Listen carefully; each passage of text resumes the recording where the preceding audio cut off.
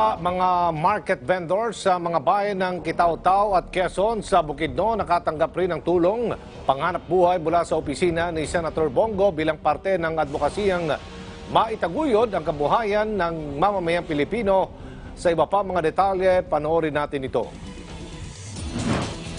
Hindi lang ang mga market vendor sa Malaybalay Bukidnon ang tinulungan ng tanggapan ni Senador Bongo at mga ahensya ng pamahalaan sa kanyang pagbisita sa lalawigan kamakailan. Umikot din ang outreach team ni Senador Go sa mga bayan ng Kitaw-Taw at Quezon.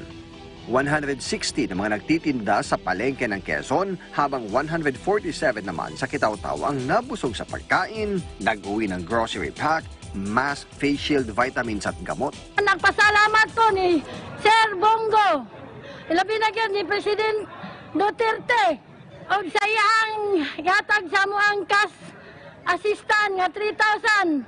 Salamat! Si Mang Ruben naman, tablet ang natanggap para sa kanyang anak. Ako pasalamat kanimo sir. Nagpadawat ako tablet gikan kanimo.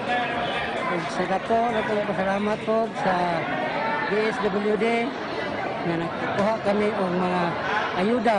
Salamat po ako ang Sir Bongo.